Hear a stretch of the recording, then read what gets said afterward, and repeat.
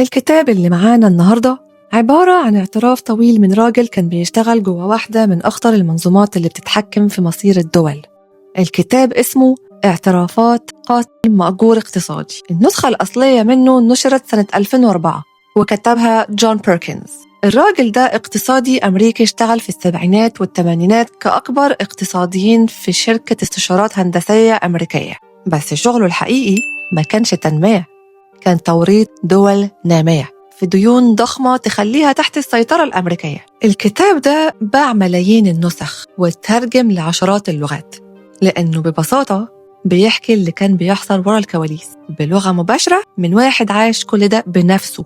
قبل ما نبدأ لازم أوضح حاجة مهمة، أنا هنا مش بقول رأيي الشخصي، كل كلمة في الحلقة دي مبنية حرفياً على اللي قاله الكاتب جون بيركنز في كتابه. جون بيركنز كان بيبدأ الكتاب بتعريف غريب عن نفسه، بيقول إنه كان بيشتغل كقاتل مأجور اقتصادي. ده يا رفيقي معناه إنه كان بيروج لقروض بمليارات الدولارات لدول نامية بحجة إن الفلوس دي هتستخدم في مشاريع تنموية ضخمة زي محطات كهرباء، مطارات، طرق، سدود.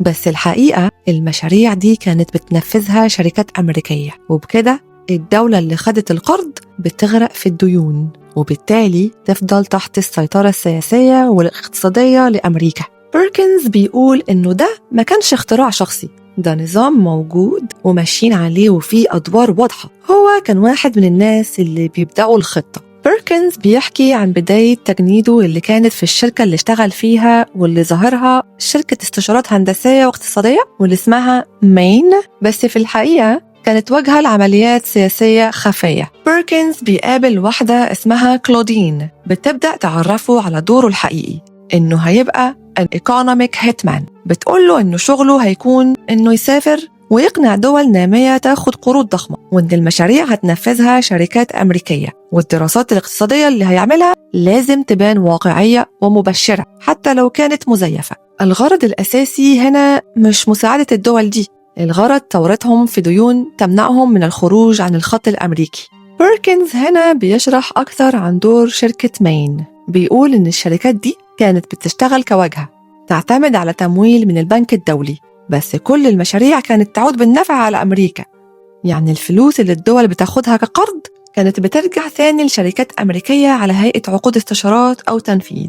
ده بقى بيخلي شكل المشروع قانوني تنموي محترم، بس في الواقع هو وسيلة للسيطرة. جون بيركنز بيقول كمان إنه كان مضطر يكتب تقارير علمية تتوقع نمو اقتصادي عالي جدا للدول المستهدفة عشان يبرر القروض الكبيرة دي.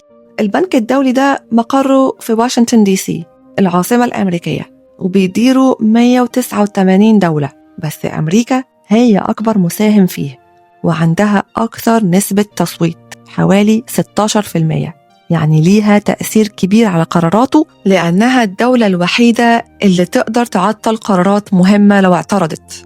بيركنز بيبدأ أول مهمة ليه في الإكوادور. وقتها كانت دولة غنية بالموارد خاصة البترول، بس كانت بتعاني من الفقر وسوء البنية التحتية. مهمته كانت يعمل دراسات المشاريع ويقنع الحكومة أنهم هينموا بسرعة لو عملوا مشاريع معينة، ويدفعهم ياخدوا قروض ضخمة من البنك الدولي.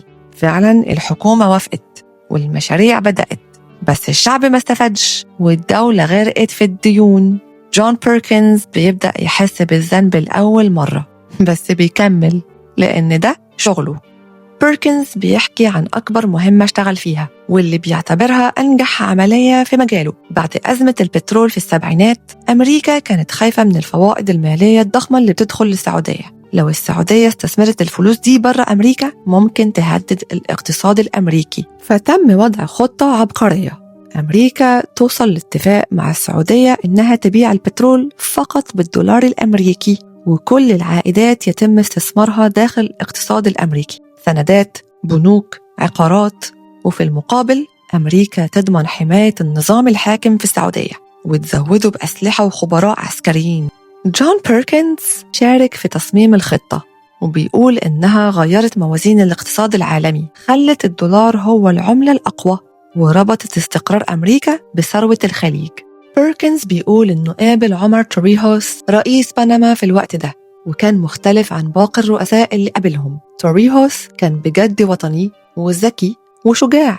رفض ياخد القروض اللي بيركنز بيعرضها عليه، وقال له أنا مش عايز أوقع شعبي في الديون، أنا عايز أحرر بلدي وأرجع قناة بنما لحكمنا. بيركنز بيقول إنه حاول يقنعه بكل الطرق بس فشل، وبعدها بكم شهر عمر توريهوس مات في حادث طيارة. بيركنز بيقول إنه سمع تهديدات واضحة ضده، وإن الجاكلز كانوا مستعدين للتدخل لو رفض يلعب اللعبة. ولو بتسأل نفسك يا رفيقي الجاكلز دول مين؟ دول ناس بيشتغلوا في الخفاء، مهمتهم يتخلصوا من أي رئيس أو زعيم بيرفض ينفذ أوامر أمريكا. ممكن يعملوا انقلاب أو حتى يغتالوه، وكل ده من غير ما يعرف حد هم مين أو يربطهم إيه بالحكومة الأمريكية.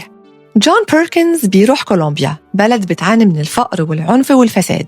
نفس الأسلوب بيتكرر، يقنعوا الحكومة تاخد قروض، مشاريع تنفذها شركات أمريكية، وتوقعات بنمو اقتصادي. بس النتيجة كانت أسوأ من أي بلد تانية. الفساد ابتلع أغلب الفلوس، الشعب فضل في فقره، والبلد غرقت في مشاكل أمنية واجتماعية خطيرة. بيركنز بيقول إن دي كانت من أسوأ التجارب النفسية اللي عاشها، لأن الناس كانت محتاجة فعلا تنمية، بس اللي حصل كان العكس تماما. بيركنز بيحكي عن إندونيسيا كدراسة حالة ممتدة. الخطة كانت كالتالي: إندونيسيا تاخد قروض ضخمة وتبدأ مشاريع بنية تحتية هائلة، الاقتصاد يبان إنه بيتحسن، بس بعد 10 أو 15 سنة العملة الإندونيسية انهارت والبلد دخلت في أزمة اقتصادية كبيرة قوي، الشعب اتدمر والشركات الأمريكية طلعت كسبانة. جون بيركنز بيأكد إن الخطة دي كانت طويلة المدى، وإنهم كانوا متأكدين إن النتيجة هتكون ديون بلا نهاية. جون بيركنز بيشرح بالتفصيل مراحل اللعبة اللي كان جزء منها. بيقول إن أمريكا مش بتعتمد على الاحتلال المباشر عشان تسيطر على الدول، بس عندها نظام ب3 مراحل.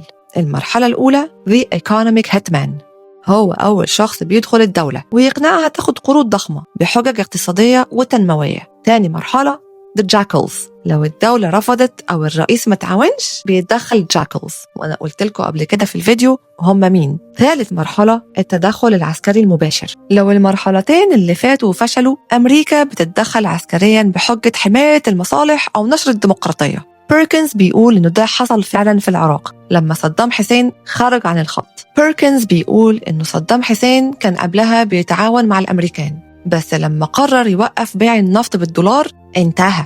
في الوقت ده جون بيركنز كان عايش صراع نفسي صعب جدا، وهو عارف إن شغلانته دي بيأذي بيها شعوب بريئة، بس في نفس الوقت كان بيكسب كويس جدا وعايش حياة فخمة وسفر ونجاح اجتماعي. فكان بيبرر لنفسه أحيانا، وأحيانا كان بيحاول ينسى، بس من جواه كان بيغلي. بيقول إنه شاف رؤساء محترمين جدا بيموتوا، وشاف شعوب بتتدمر، وهو واحد من اللي ساعدوا على ده.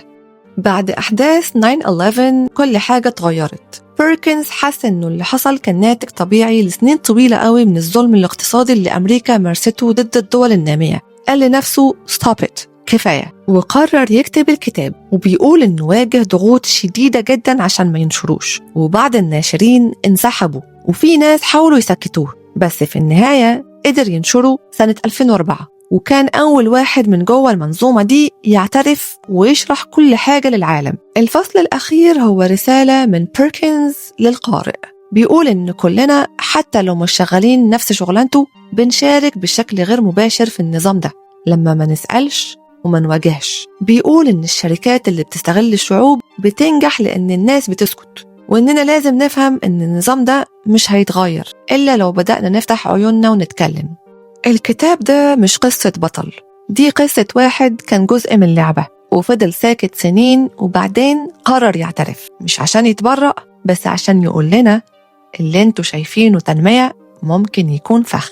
أنا ريم، ودي كانت حلقتنا في بينا كلام. لو الحلقة عجبتكم ما تنسوش تعملوا لايك وتشتركوا في القناة عشان يوصلكم كل الحلقات الجاية. باي.